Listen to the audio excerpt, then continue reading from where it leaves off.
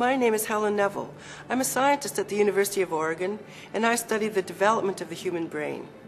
I work with a team of researchers studying the effects of children's experiences on the development of the brain, on its architecture, and on how it functions.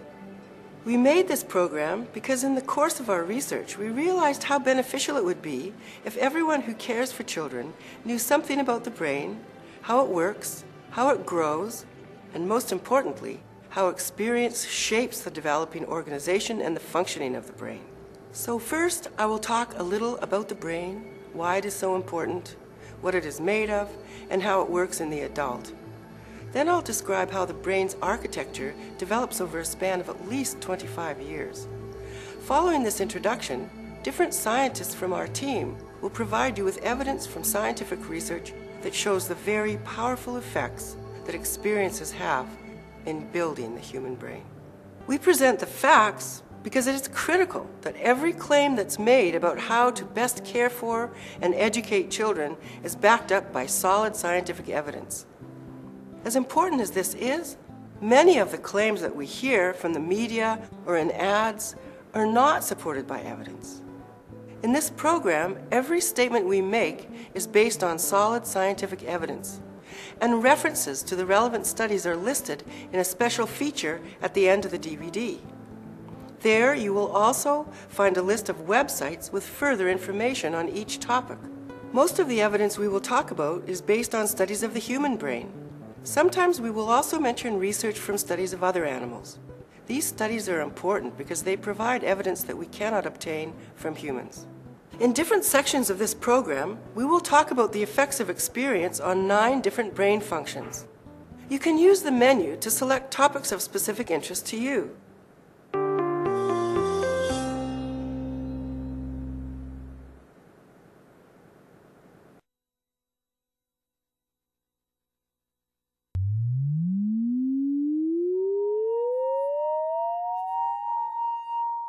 The ability of the brain to change with experience is called plasticity. Different parts of the brain are most plastic or changeable by experience at different times. These time periods are called sensitive periods.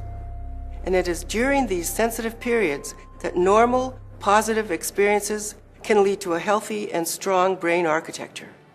For example, playing games, walking, family talks, and preschool, all of these contribute to building a healthy, well-functioning brain. This is similar to the way in which building a strong foundation for a house ensures a strong building. However, it also means that if normal experiences are absent during this time, a weak, fragile architecture that will require considerable fixing will be established.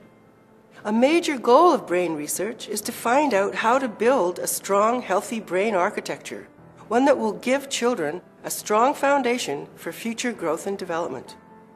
You will hear many facts about different sensitive periods throughout these presentations.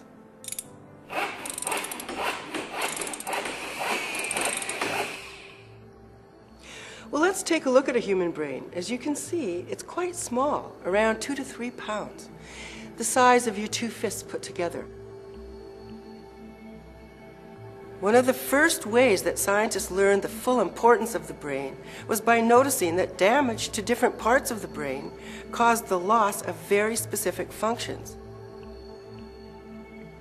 For example, damage to this back part of the brain can make a person blind, even if they have perfectly good eyes. Damage here on the left hemisphere usually leads to loss of language. And damage to the front part of the brain can dramatically change an individual's personality and their ability to make decisions and plans. From observing the effects of brain damage on behavior, and also by using new brain imaging techniques that I'll talk about in a minute, we know that the brain is important for every single thing that we know, everything that we do, and everything that we feel. Yet this all-important organ, the brain, is very fragile. The brain in your head right now is the consistency of room temperature butter. And unlike broken bones or cuts and bruises, the brain in general does not regrow after damage. brain is encased in a hard bone, the skull, for protection. Yet still, any knock to the head or strong shaking can lead to irreversible harm by causing the soft brain to bang against the hard bone of the skull twice, as shown in this animation.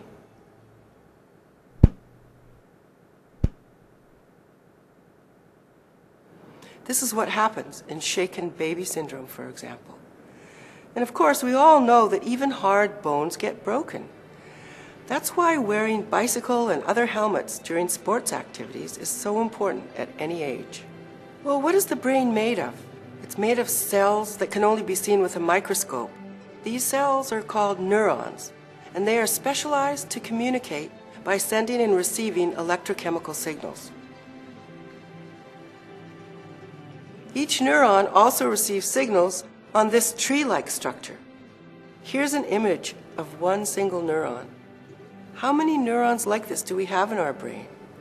Around 200 billion. That's as many neurons as there are stars in a galaxy.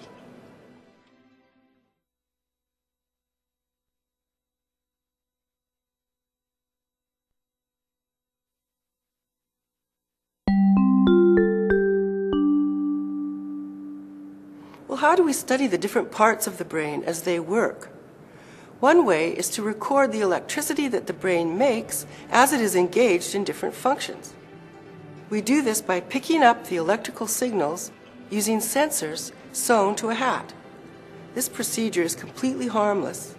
It is like listening to or eavesdropping on the brain's electrical conversations.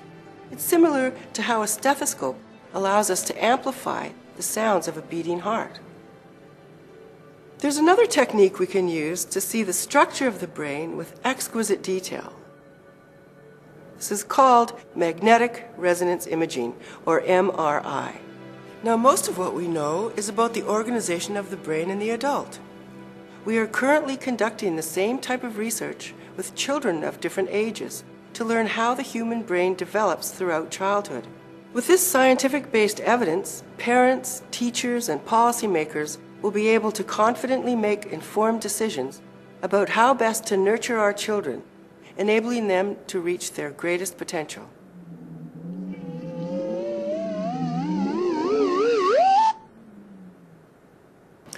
Now, where does all this very organized architecture that we see in the adult brain come from? Is it present at birth? What is the role of experience in building the brain's architecture?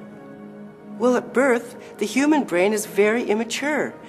In fact, we have learned an astonishing fact over the past few years, that the basic architecture of the brain is not fully mature until at least 25 years after birth. This can be seen in this figure, showing the number of connections in the human brain at different ages. This indicates the very rapid rate at which connections between neurons are being made in early childhood. But then, about half of these connections are lost over the next several years between early childhood and young adulthood. So the 2-year-old child has twice as many brain connections as her mom.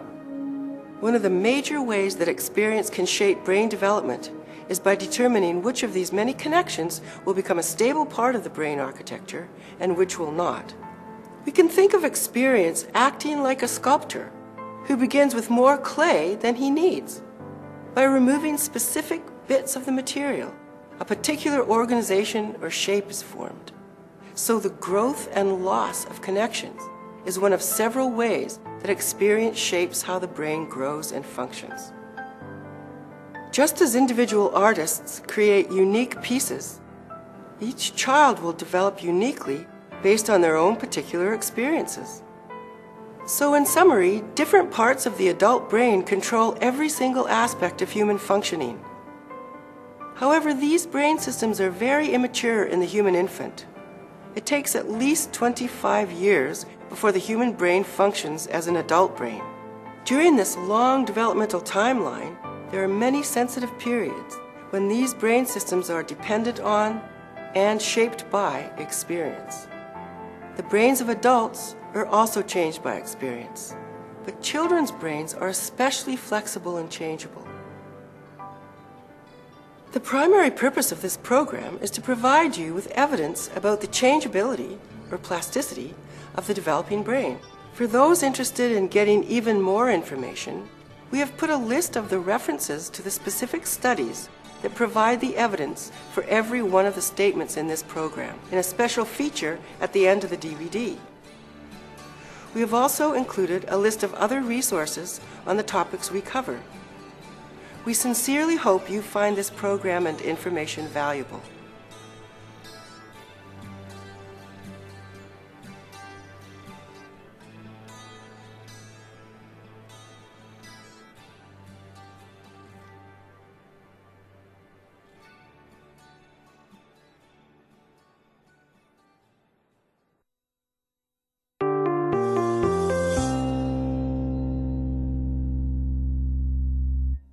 Our eyes are windows to the world, gathering information that our brains interpret, enabling us to perceive our surroundings. In this segment, we will take a look at vision, how it works, how it develops, as well as ways to identify and address some common vision problems. The lens of the eye focuses light into an image at the back of the eye. Here, bright and dark are turned into electrical signals that travel through the optic nerve to the midbrain and on to the back of the brain. A large portion of the brain is devoted to interpreting these visual signals: how bright the image is, how it is moving and changing, and how patterns are arranged. While most babies are born with fully functioning eyes, vision is something that must be learned. And it's in the first year of life that we learn to see, to focus, and to align our eyes, and to look toward sights and sounds that interest us. In the first year, babies become experts in vision. They can see fine details, and they key into new sights, things that move or have unusual or striking patterns, and they can recognize many different faces and subtle facial expressions. At birth, a baby only sees a very fuzzy image and can't coordinate his two eyes. But at a few months old, the image becomes sharp, the eyes work in synchrony, and the baby can track objects and make sense of the fast-changing scenes. During this time, not only is the brain learning to organize what the eyes see, but what the eyes see is in turn affecting the development of the brain. The connections between neurons that process visual signals change dramatically. Some connections are strengthened, and many less used connections are broken. Which connections are favored between neighboring neurons and between brain areas depends on what the baby sees. The important parts of vision are shaped by the sights to which the baby is exposed. Color, motion, and form are interpreted and combined in different parts of the brain. Each of these parts of vision are tuned by early experience. There is a two-way street between what kids see and how their brain is prepared to interpret what they see. For example, all kids figure out what's important about written words and letters, the letter's shape, or how letters and words are grouped together, by seeing many examples on street signs or in a book or a comic strip. In order for the child's brain to develop and organize the world, her eyes need to work properly. Many eye problems need to be taken care of right away to allow the brain to build critical visual skills. Recognizing common vision problems is the first step to correcting them, and we will point out some of the things to look for and do at the end of this segment. It's important to recognize that having functioning eyes is only the first half of seeing well. The brain needs to be able to organize and interpret what the eyes provide. Even with perfectly good eyes, if that part of the brain is damaged, sight is damaged. You can be blind even with perfect eyes. This part of the brain needs good input from the eyes to develop correctly, and that's why it is so important to correct eye problems as early as they are noticed. There are some parts of vision that continue to change and get fine-tuned well into early childhood. Kids need to be able to see all the details of letters and words. If their eyes can't see important details, that information can't be used by the brain, and the brain can actually lose the ability to recognize the details. Even if vision is regained later, their brain might not be able to use all of what they can see. It's not just text and reading. The same thing happens with recognizing faces and facial expressions and other things like finding their way around school or the supermarket. One example of the brain's loss of visual capability occurs when kids are born with cataracts in their eyes. Cataracts blur their vision and make it difficult to tell the difference between shades of light and dark. Cataracts can often be completely removed so the eyes are just as good as if the kids never had them. But if cataracts are not removed early, within the first 6 weeks, the kids will never see details as well as if they had been removed in that early period. Their eyes are just as good, but their brain has lost some of the ability to use what the eyes provide. Some parts of vision can never be recovered.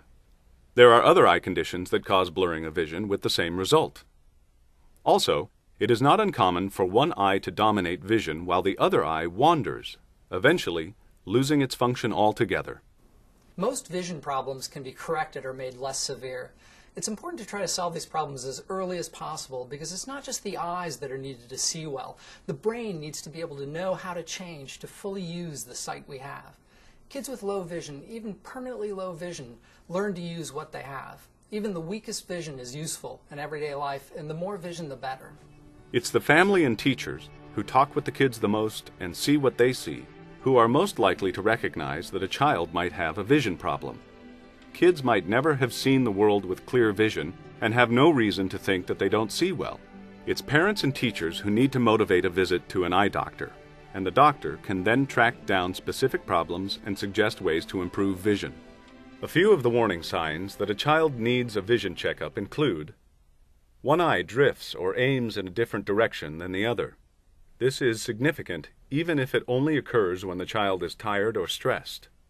Turns or tilts head to see. Squinting or closing of one eye, particularly while reading. Headaches or eye strain. Double vision. This DVD contains a set of checklists and resources for parents to help them identify possible vision problems and options available for improving children's vision. Be aware of possible vision problems, as young children don't often recognize or communicate the problem. Take care of vision problems in young children. Sooner is better than later because the brain can adapt better in early life.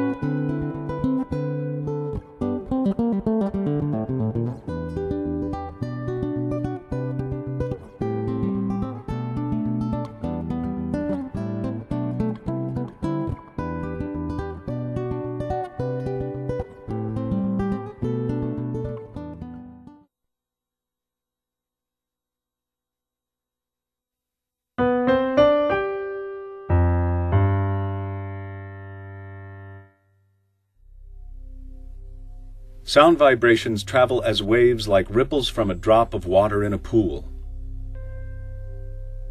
The sound waves are translated by our ears into electrical signals perceived by the brain. As with vision, positive early experience with sounds is important in developing good hearing throughout the rest of life, an ability that is fundamental in the development of spoken language, of music, and our ability to safely navigate a complex and sometimes confusing world. We usually think of this flap, called the pinna, as our ear. So when we say we hear with our ears, it isn't strictly true. The outer ear directs sound into the ear canal where hearing really begins. At the end of the ear canal, the eardrum translates vibrations from the air to a series of 3 tiny bones suspended inside the skull. One of these bones, the stirrup, is the smallest bone in the human body. These tiny bones amplify and conduct the vibrations into a fluid-filled coiled structure called the cochlea. Inside the cochlea is a special membrane that responds differently to the different pitches in sound waves. Exquisitely sensitive hair cells embedded in this membrane translate the vibration energy into electrical signals.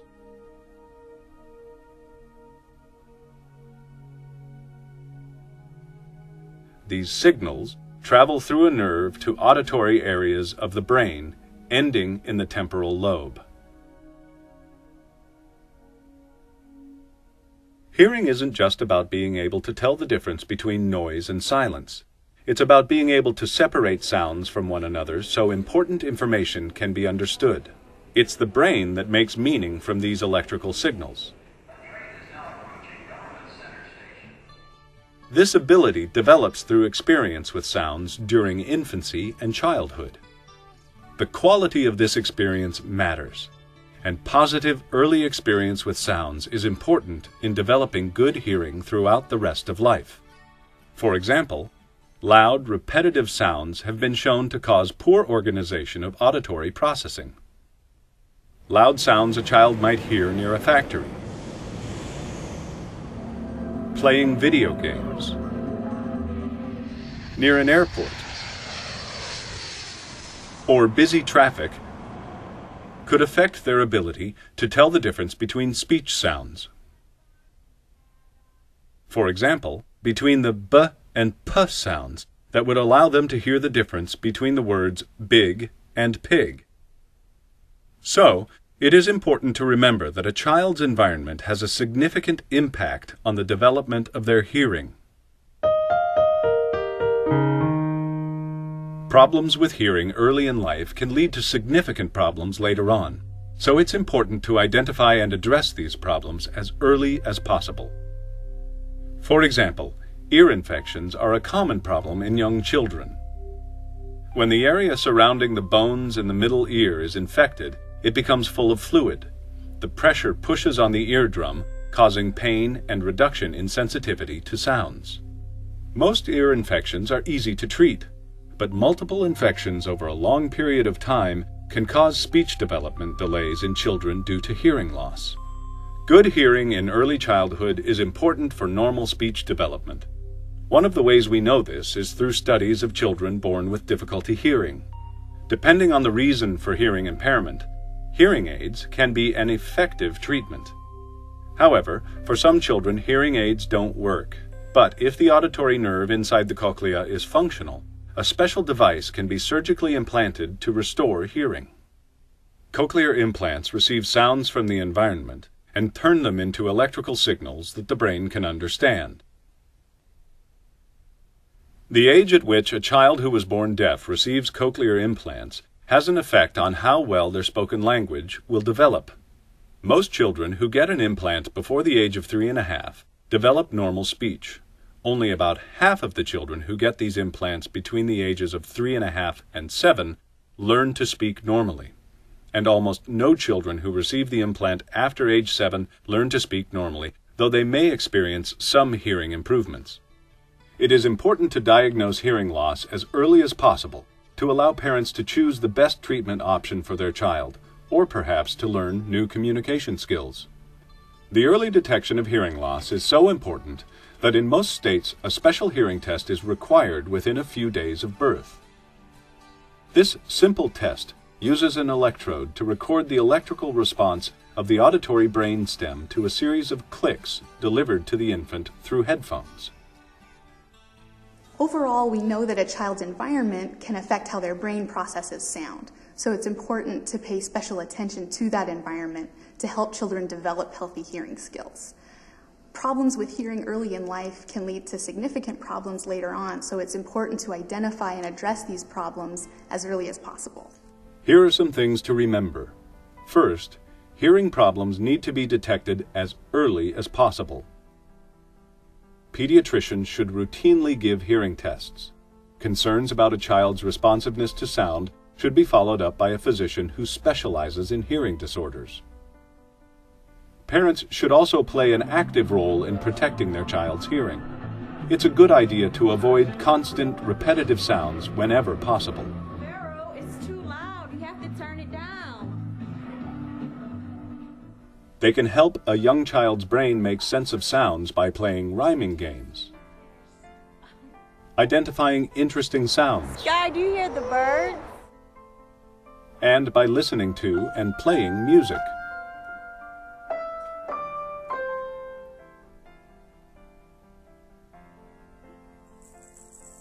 Hearing is one of the many wonderful ways our brain allows us to experience the world.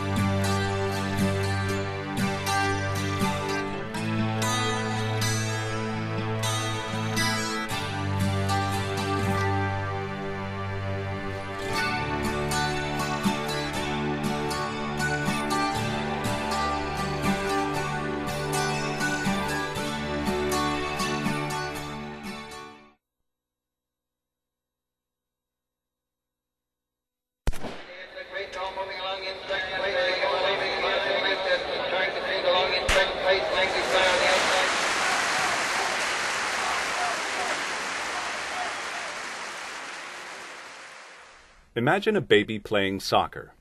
It seems funny, but why? Kicking a ball and running are examples of motor skills. These skills require practice that a baby has not had.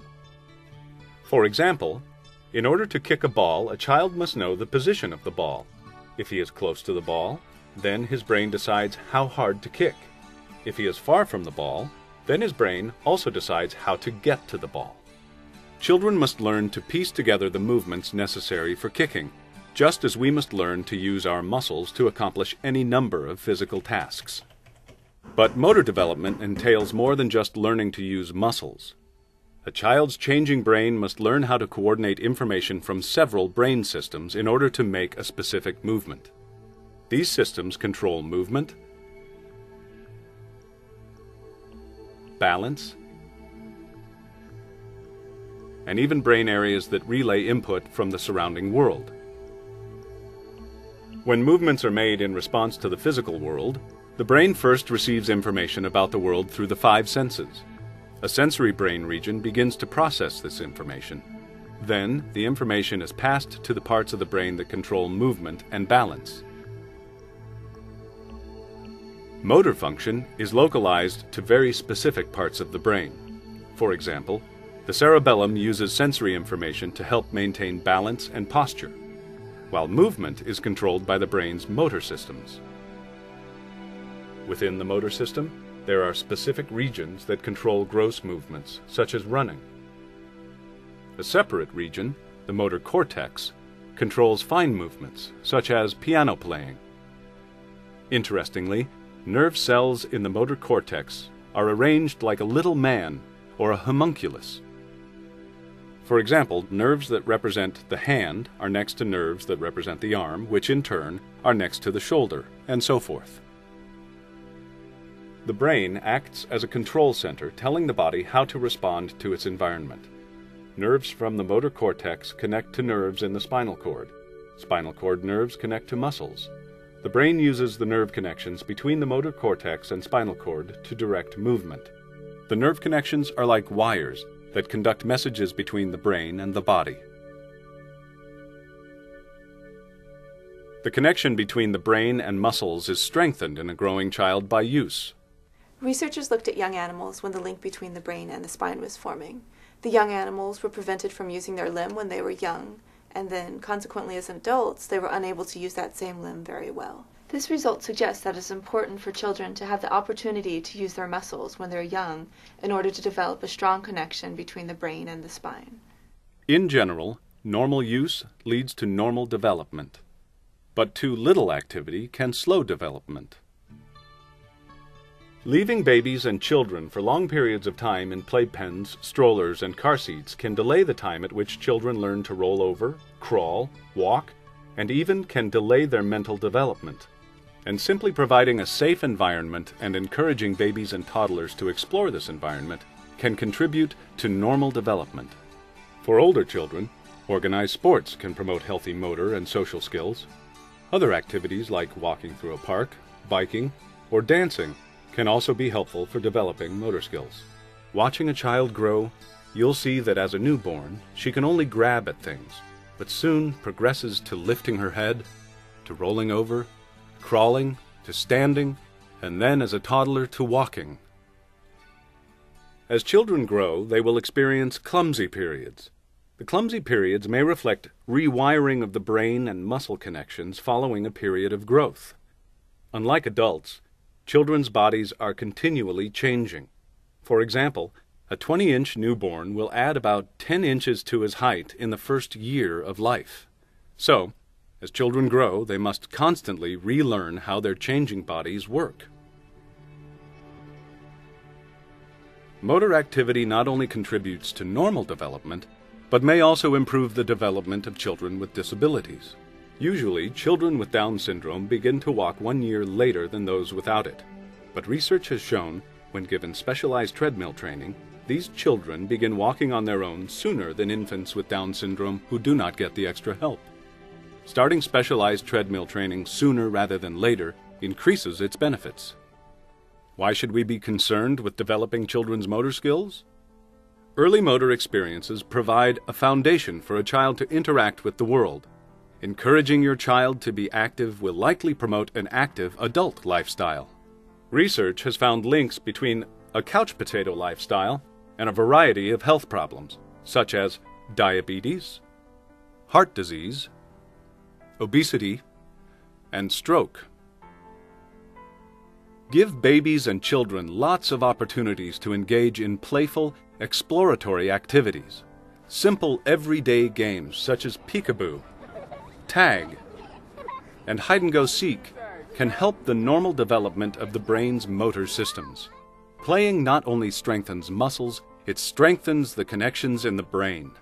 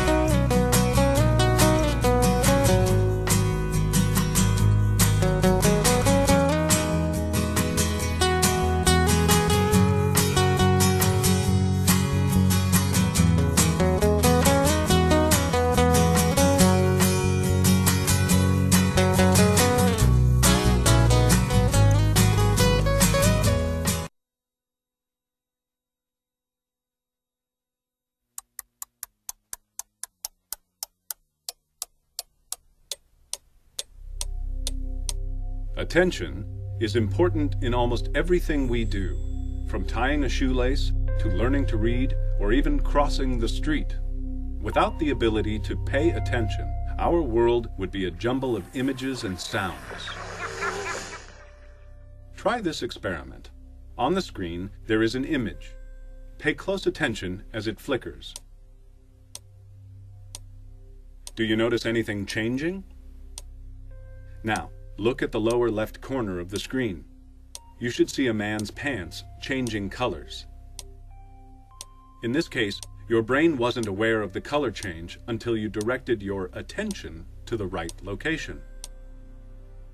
Now imagine what it's like for a child in a classroom. Is everyone doing okay? If Jane's attention is not focused in the right place, she can be completely unaware of important instructions or information. When Jane focuses her attention on something specific, her brain produces a bigger response to what she is focusing on. Attention actually changes how her brain responds. While we typically think of attention as a single thing, there are actually different kinds of attention. These different kinds of attention are associated with different brain areas, use different chemicals, and develop at different times in our lives. These three aspects of attention include orienting our attention, maintaining our attention, and controlling or regulating our attention. One of the earliest attention skills to develop is the ability to orient or move attention from one thing to another. One of the brain areas most involved in this is the parietal lobe. This aspect of attention is not developed at the time of birth. In fact, newborns have particular difficulty orienting their attention during the first 4 months of life. During this time, when a child is distressed, her attention is difficult to redirect. However, parents and caretakers should not be alarmed. This stage of attention development is completely normal. To ease their growing pains, newborns should be held and gently rocked so that their distress can peacefully subside. Shaking toys or stuffed animals won't work, as their attention can't be distracted or forced into compliance. However, in a few months, as this skill develops, caregivers will notice that they can soothe their children in different ways. During the first few years of life, a different attention skill is beginning to develop: the ability to stay awake and alert, which is regulated by structures deep inside the brain, as well as frontal and parietal areas of the cortex.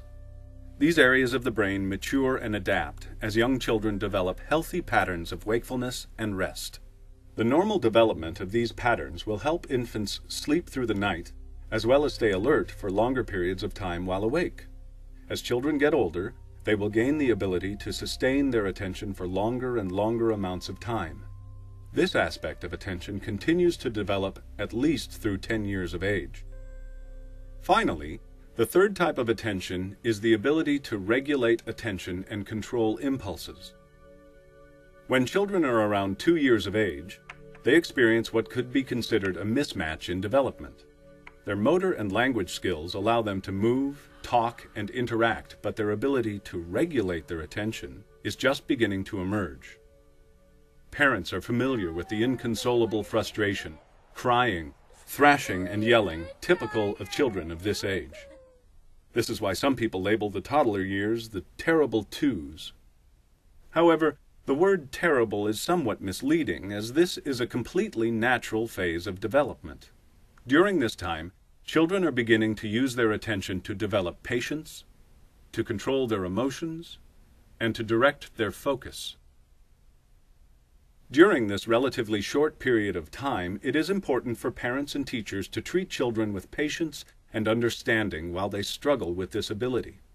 When a child has an outburst, try not to respond with anger. Instead, check with your child about the emotions and feelings behind the outburst. If your child is too upset to talk, you may need to allow a cooling off period. Make sure she is physically safe, and after your child has calmed down, a conversation can begin. The most extreme displays of the terrible twos usually dissipate by the time a child is 4 years old. Many aspects of attention actually continue to develop into the second decade of life. But you might be wondering, if all these behaviors are normal, how do I know if my child has an attention deficit? The media bombards us with so many conflicting stories about attention problems in children that it's hard to separate myth from fact. Let's take a look at the facts.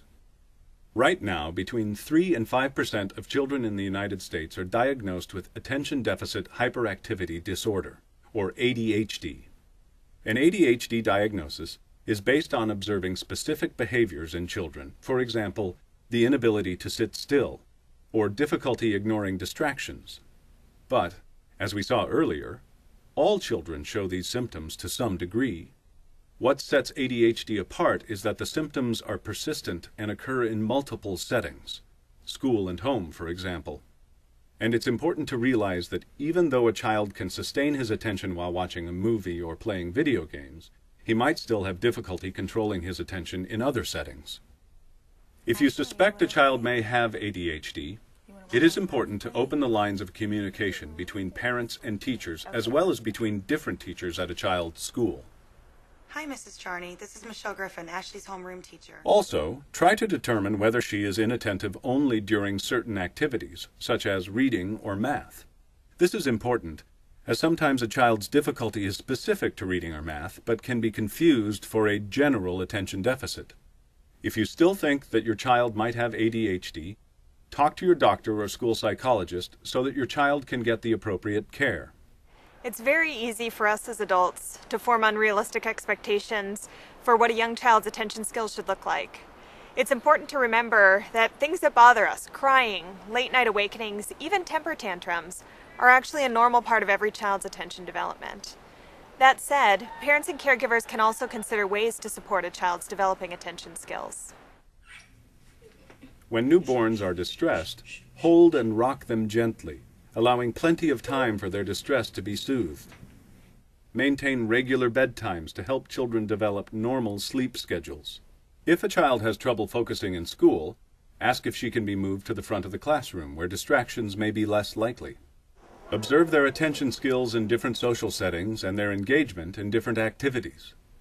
Talk to the child, teachers, and parents to discover how she's developing. Finally, provide children with opportunities to make the most of their developing attention skills. Be creative. Introduce activities that allow children to pay attention for longer periods of time, to control their bodies and behaviors, and to notice small details in the world around them. Infants don't come into the world ready to sit still and listen. They need time to develop these abilities. When infants and children are given the time, opportunity, and environment for attention to develop, they'll be developing a set of skills that they will use to help them learn throughout their lives. Being patient and supportive is a powerful way to encourage children's attention and learning.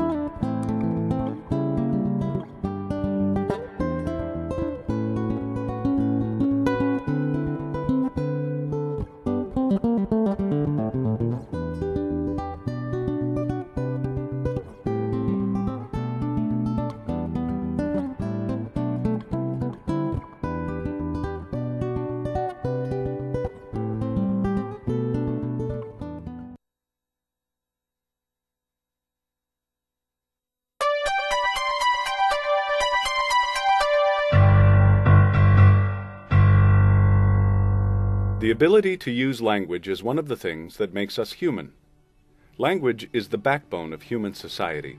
It allows us to share the joy and pain of everyday life and to share knowledge and culture across generations.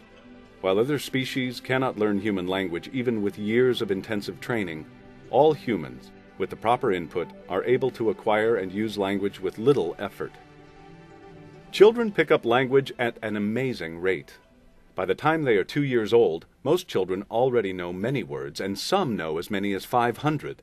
By the time they are 4 years old, most children are able to understand and use language in much the same way adults do. Of course, a child isn't just born with a language ready to go. As with the other brain systems we've talked about, a child's early experience builds the areas of the brain that support good language skills. For most people, the brain areas most involved in language processing are the frontal and temporal areas of the left hemisphere. This is true whether a language is spoken or whether it's a signed language, like American Sign Language. Signed languages like ASL use the same brain systems and show similar patterns of development as spoken languages. The role of experience in shaping the brain systems important for language starts very early. Evidence suggests that a child starts learning something about language while still in the womb. Studies have shown that at birth, babies already recognize their mother's voice on the day they are born. For the first several months of life, babies really are incredible language learners. They can actually tell the difference between two sounds from any language in the world.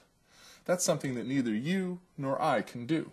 It's in the first 9 months of life that we see how important language experience is for children. This is when the language children hear from their parents and others allows them to zero in on the sounds in their native language. But it isn't just the sounds that infants are hearing. When they hear the same language sounds from a recording, from a CD or TV, they don't zero in on those sounds like they do when the sounds are coming from a live human interaction. So the social interaction between parents and children, not just the sounds they're hearing, is very important for children's development of language. And as children are zeroing in on the sounds of their native language, they also begin to understand that we use different words for different things and actions in the world. Soon, children are learning several words a day. Even before they can speak, children understand a lot of language. Babies who are only 8 months old show a preference for words they have heard frequently in stories. We actually use the techniques described in the introduction to see how the brain changes and becomes more adult-like as children begin to understand and use the structure of language more like adults do. But these brain changes do not happen automatically when children reach a certain age. In fact, the changes we see in the brain only happen when children actually learn more words and more complex sentence structure.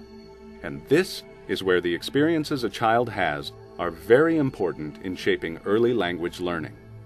Some very interesting research has shown just how important the right kinds of language experiences are for building good language skills. Researchers have found that children whose parents talk to them more often and with more adult-like words and longer sentences have larger vocabularies and are better able to use and understand more advanced language structure. Look at his face. Look at how round his face is. See? That's perfectly round. But it isn't just the way parents talk to their children that is important. Research conducted in the Brain Development Lab at the University of Oregon looked at the language skills of children whose parents were in a special program. This program taught them to encourage their children to talk a lot and to make a special effort to listen to their children and take turns when they had a conversation. These children, compared to children whose parents did not get this training, had improved language skills after just 8 weeks. And it isn't just parents.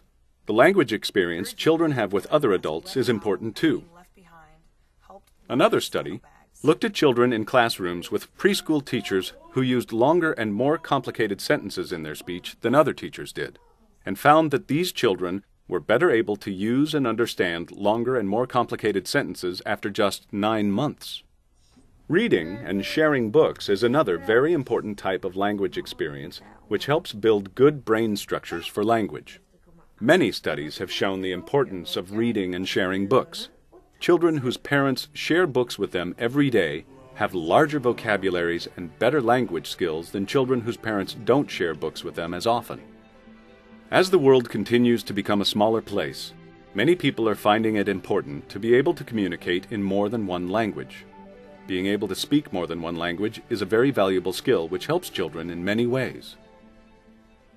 While many people think it's not a good idea to start teaching children a second language when they're very young, a lot of research has shown that this isn't the case. It's okay, and it's even a good idea, for children to start learning more than one language at the same time. In fact, most findings suggest that when it comes to teaching a child a second, or even third language, the earlier children learn, the better.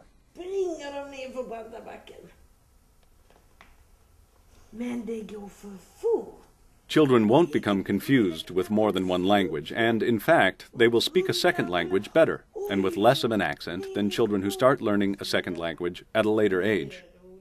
This also means that children who are primarily learning English at school, but who may hear other languages in the home, will be just fine switching between the two languages.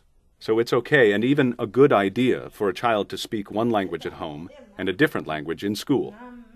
So the recent move in the United States towards teaching foreign languages in elementary school, or even preschool, is a positive step in helping children prepare for the future and is well supported by research.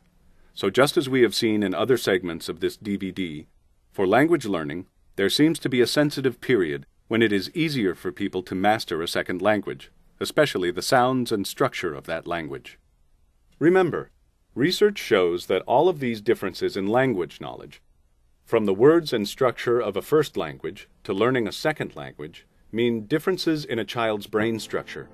These research results show that the experience that parents and other caregivers give children with language early in life will have a profound and lasting impact on the child's brain. So what does this research mean for you as a parent? How can you provide the type of language experience for your child that will lead to better knowledge and use of language?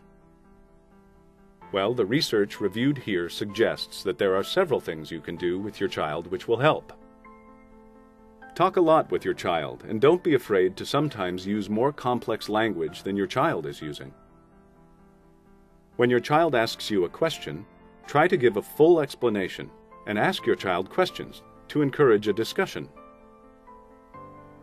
Read to and share books with your child every day.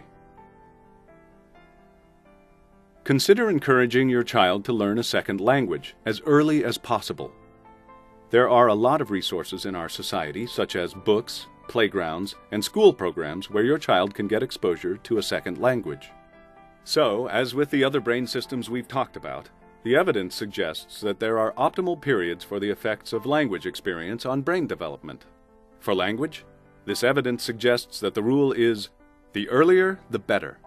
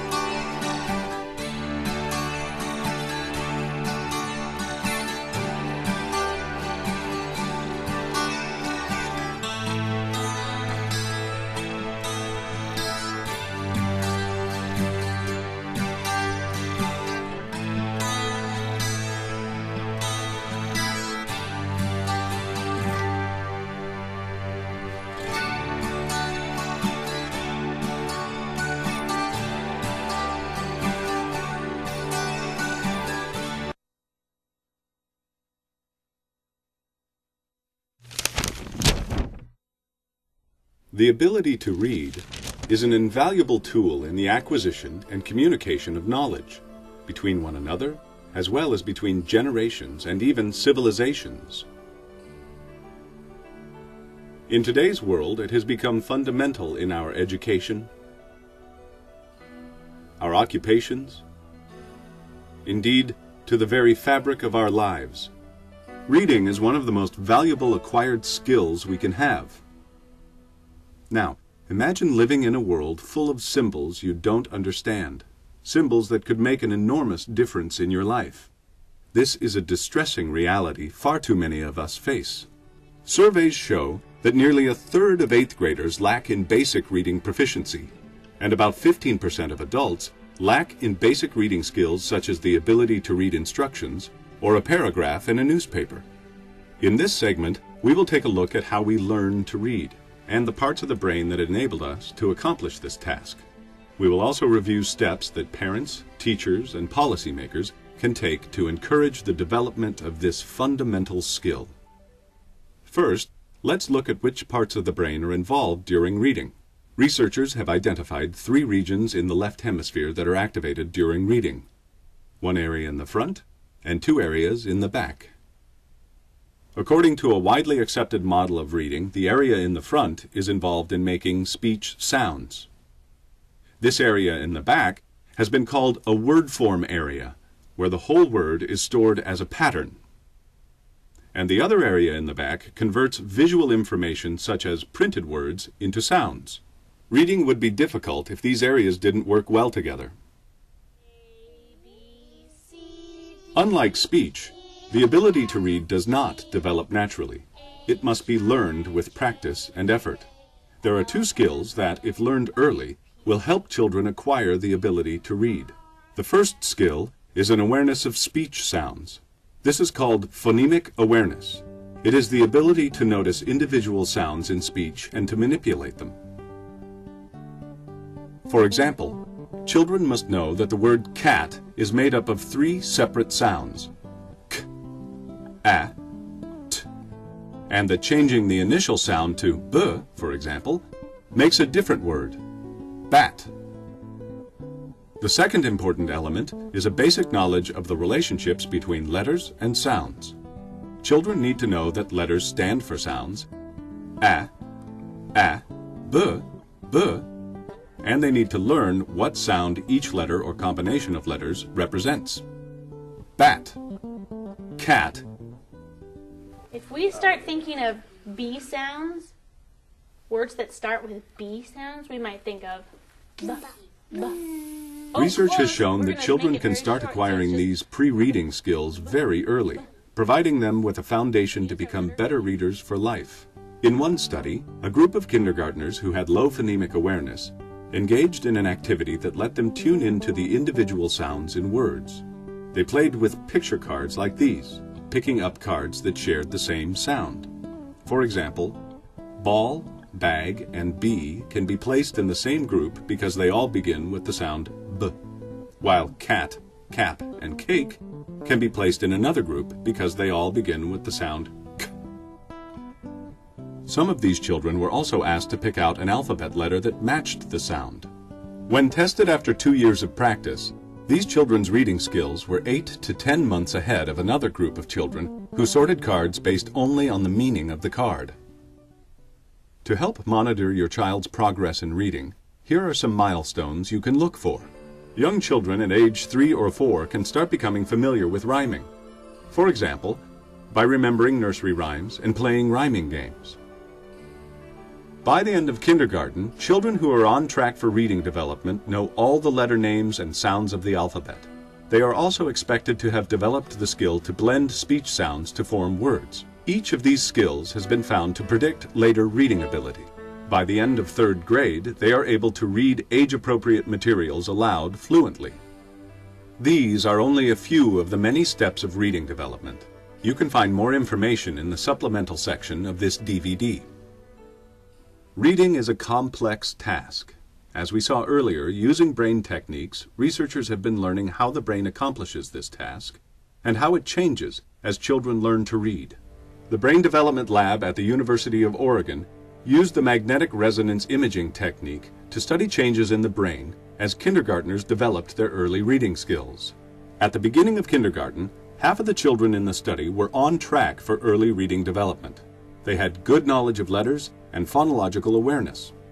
The other half of the children had not yet acquired these skills to the same degree and were at risk for later reading difficulties. When researchers looked at brain activations while these children were looking at letters, they found striking differences between the two groups. Soon after they entered kindergarten, the on-track children were already activating one of the reading areas in the back of the brain.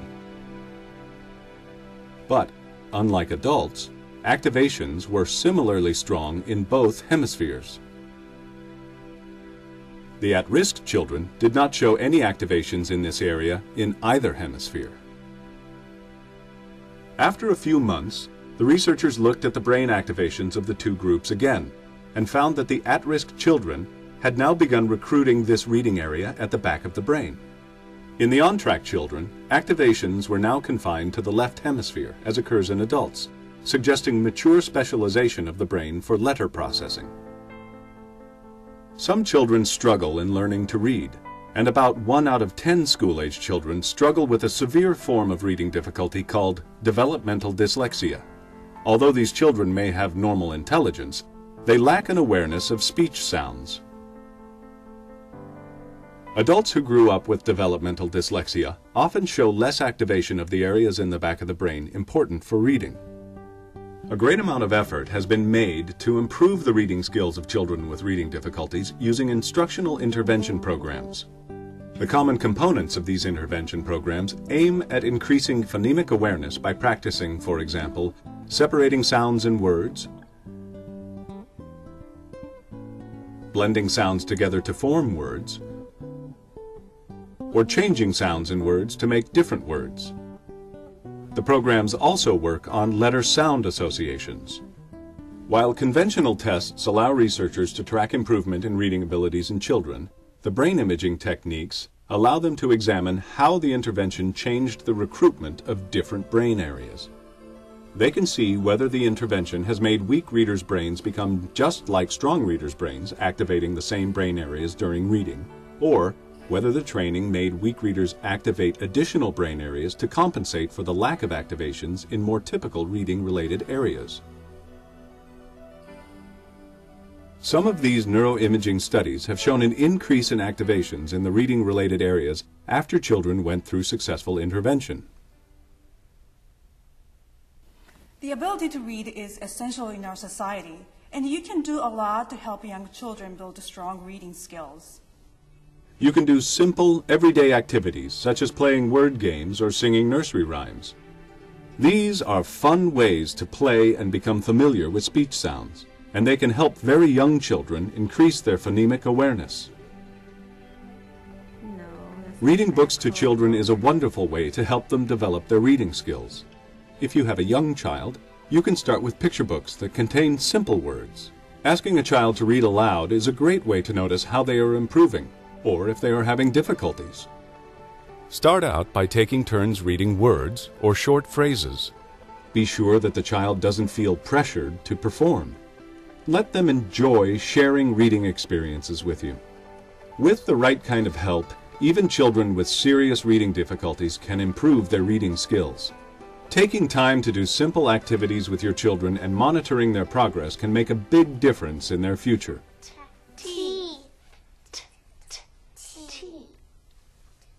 You're good at this.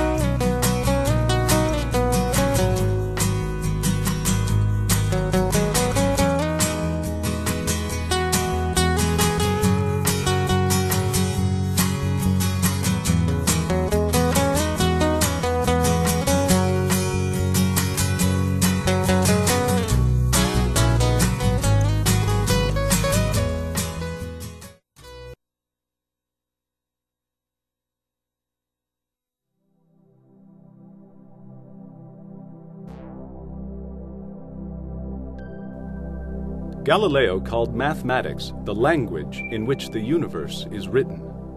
Numbers are fundamental to our understanding of the world around us, to our interaction with it. And in today's complicated, technology-driven world, good math skills are more essential than ever. Number processing takes place in a network of brain regions. The intraparietal sulci are active during subtraction, addition, and comparisons of physical size. The left angular gyrus plays a role in representing arithmetic facts like 9 times 5 is 45. And the inferior frontal gyrus is thought to be involved with mathematical demands for working memory and planning. Most people have a basic understanding of number. Other animal species and even human infants have been shown to be capable of performing some simple addition and subtraction problems.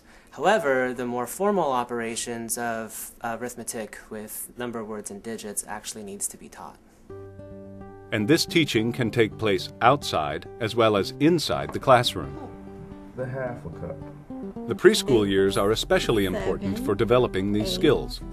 9. Research shows that children entering their first year of school do better in math if they are already familiar with a few basic concepts, such as the number sequence from 1 to 10, and that numbers relate directly to the physical world. For example, that the number 3 means 3 of something, and that 4 means 1 more than 3. Because this knowledge seems so basic to adults, it's easy to forget that children need to learn 2 it. plus 2 is 4. But it doesn't have to be a chore. 4 plus 4 is Learning 8. about numbers can be fun. 1, 2, 3, 4, 5. The ability to estimate quantities is an important skill that develops very early and is something that we use in our everyday lives. That looks like about 12 marbles to me. Recent findings have shown that the skill of approximating the number of items in a group is correlated with math achievement from kindergarten through 6th grade. There is also evidence that for children with difficulties in math, practicing number discrimination in a computer game can improve their subtraction skills. Also, children in kindergarten, 1st and 2nd grade who do well at estimating score higher on standardized math achievement tests. And again, there are fun and easy ways to encourage the development of these skills. Math is important in our increasingly technological age, and people who are good at math are able to make more informed decisions in areas like personal finance, insurance, and healthcare, where numbers play a big part. There are many things we can do to help children build their knowledge of math, like playing games that involve numbers, calling attention to when math is used in everyday life, asking them to make their own estimations. 10. These kinds of activities can help build a child's confidence with numbers and strengthen their math skills, preparing them for a life in which working with numbers is a necessity.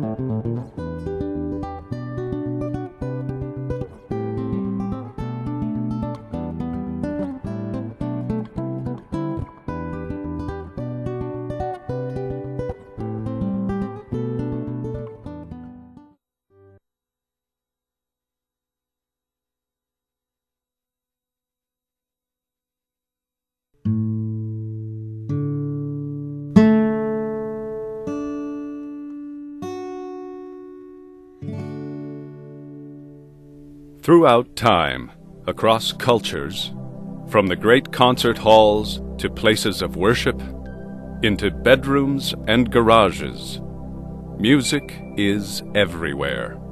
Through music, we share our stories, our joys, our sorrows. Music is a fundamental form of human expression, whether we listen to it or create it. We even take stray noises from the world around us and make music in our heads. But beyond this, does music impact us on a basic neurological level? Several areas of the brain are involved in processing music, including the frontal and temporal lobes of both hemispheres. Interestingly, similar brain areas are active when processing the meaning and structure of a piece of music and when processing the meaning and structure of language.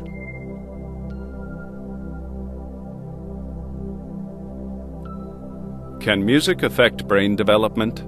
Change the way we think? Make us smarter? Some people think so. You may have heard of something called the Mozart effect. Several years ago, researchers at the University of California, Irvine performed a study of the effects of music on spatial abilities in college students. For 10 minutes prior to the testing, students either listened to Mozart's Sonata for Two Pianos in D major or sat for 10 minutes in silence. The results showed that when students listened to Mozart, their scores were about 8% higher than when they sat in silence. Does this mean that music makes us smarter? Well, not entirely. First of all, this effect lasted only 15 minutes, and upon further study, researchers found that subjects tested better only after listening to certain kinds of music. Happy, not sad music. Fast music, not slow. They even found that people who preferred listening to stories rather than to music scored better when they heard a short story before testing than when they listened to music. Simply put, the evidence suggested that an activity which puts you in a good mood will improve your performance on a test taken directly afterwards. Does this mean that listening to Mozart or other music isn't good for your child? Of course not. But it does suggest that just listening to music alone won't magically make your child smarter. And it also shows how important it is to be careful when considering evidence that sounds maybe just a little too good to be true. And although initial researchers were careful not to overinterpret the results of their study, it was quickly picked up by the popular press and reported as evidence that Mozart makes you smarter. And even though the original experiment was conducted with college students, the hype eventually evolved into a popular understanding that Mozart could make even small children smarter. This in turn was acted on by marketers, resulting in a slew of consumer products whose benefits had no foundation in sound research.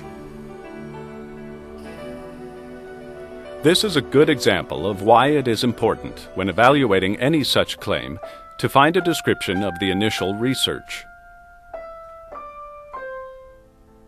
Researchers have found that, on average, children who study music do have better language and math skills than children who do not, and that adult musicians, compared with non-musicians, have more brain cells in the areas involved with vision, hearing, and movement. Does this mean that studying music caused these improvements and changes in the brain? Not necessarily. It could well be the other way around.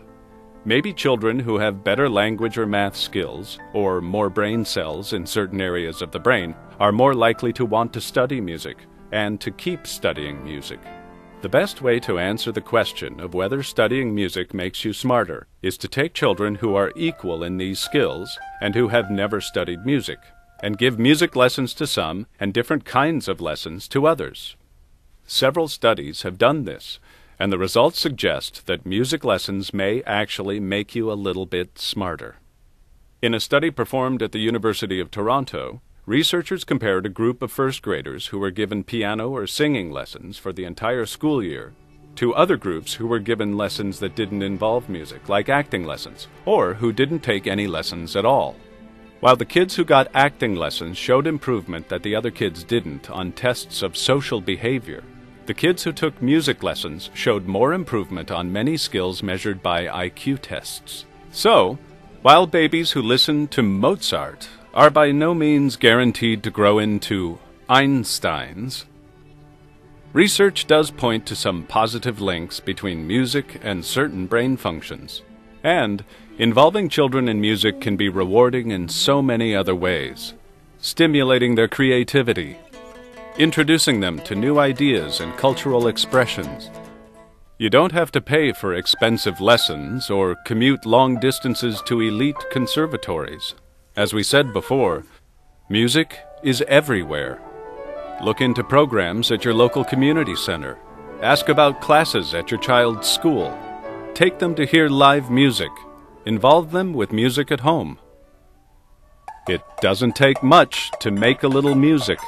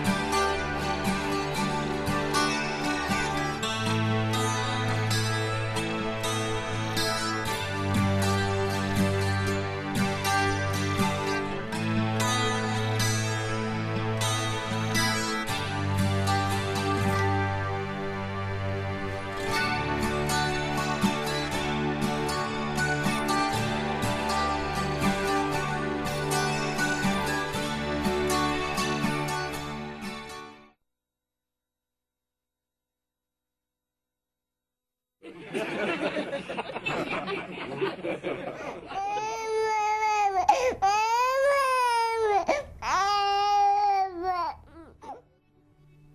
animals and humans are raised in stimulating, nurturing, loving, and stable environments.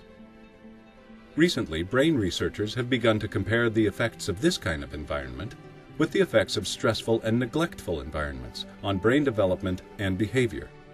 Let's start by taking a look at some of the animal research, because this tells us about the effects of different environments on the brain's cells, neural connections, and chemistry. In several studies, scientists at the University of Illinois compared two groups of rats. The first group were raised in a typical laboratory setting in which there was just one animal per cage with access only to food and water. Of course, that is not how most rats live in the real world. So, in an attempt to create a more natural environment, they also raised rats together, in cages that had balance beams, running wheels, and a variety of objects to interact with. When they looked at their brains, the rats that were raised in the more stimulating environment had many more brain cells and also more connections between brain cells than the rats raised alone.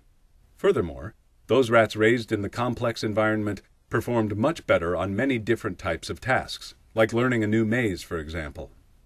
Other studies have seen similar effects in humans. Some children raised in orphanage settings were followed by researchers. The children received limited adult attention and adult stimulation while they were in the orphanage due to the low numbers of caretakers responsible for so many children. These children tended to do worse on problem-solving activities and other tasks that measure intelligence. However, when the children were adopted, their problem-solving abilities and intelligence levels increased.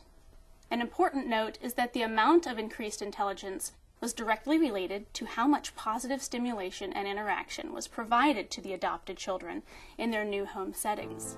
For example, in the adopted homes, where children listened to music, were read books, went on walks, and received stable and nurturing attention from adults, there were large increases in intelligence. However, if the stimulation and nurturing was lower, there was considerably less improvement. Now, some of these same brain systems important in learning are also very important in social and emotional skills. Scientists have learned that healthy emotional experiences are at least as important as learning experiences in building healthy brains that provide a strong foundation for growth and development. For example, there is a brain structure which looks quite a bit like a seahorse, and it is called the Latin name for seahorse, hippocampus. This structure is responsible for making our memories, so it's clearly very important in learning. But it turns out that the hippocampus is also very important in regulating our emotional reactions to everyday events.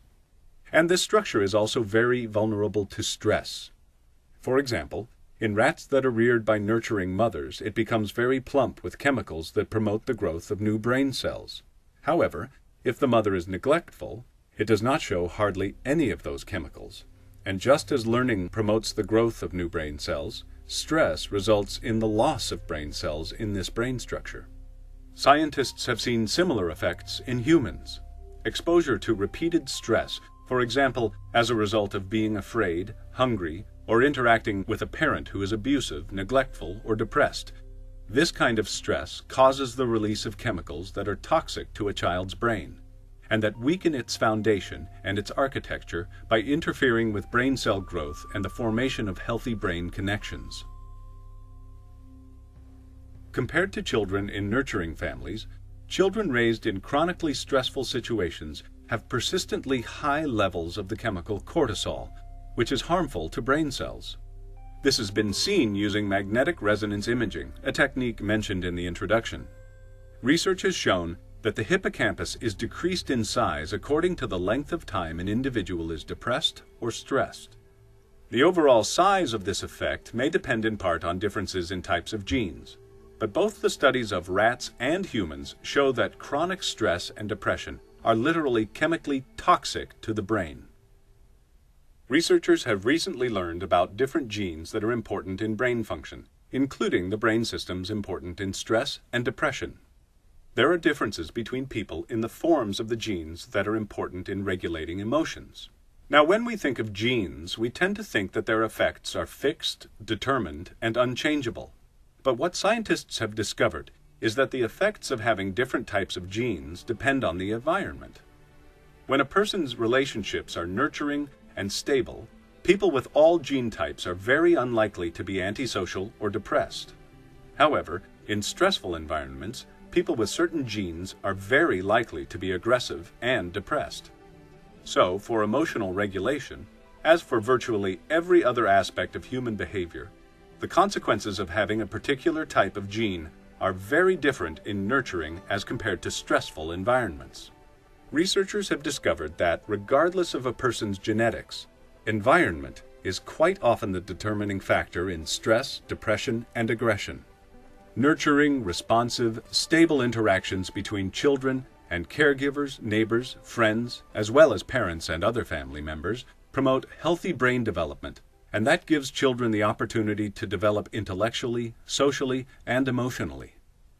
Researchers in the Brain Development Lab at the University of Oregon recently investigated whether training in good parenting skills could be effective in reducing family stress and in enhancing children's behavior and problem-solving skills.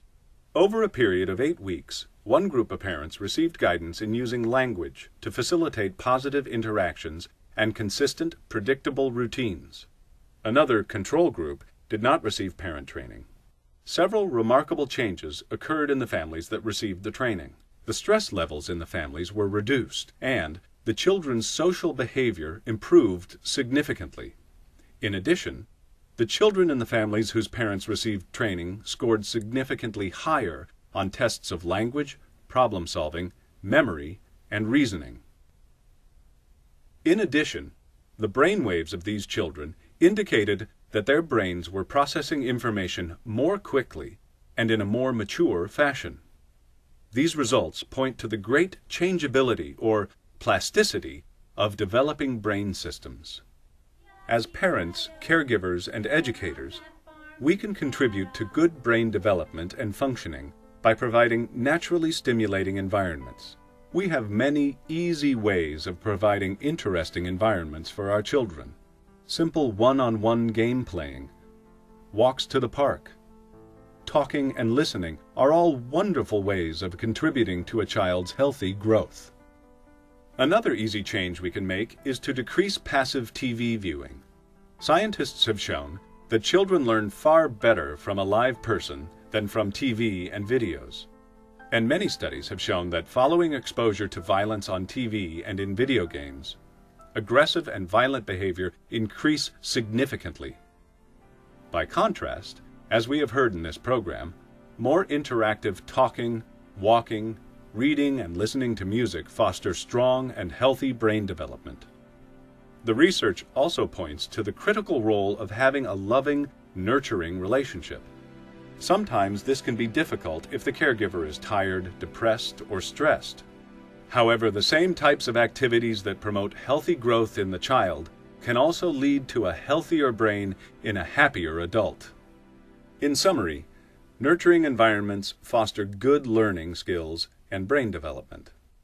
Chronic stress, neglect, and depression are toxic to brain systems important in learning and healthy emotions. The consequences of having a particular type of gene are very different in nurturing versus stressful environments. Training in parenting skills can significantly reduce family stress and improve children's social and cognitive skills. Mommy, get mommy, get mommy. Get mommy, get mommy.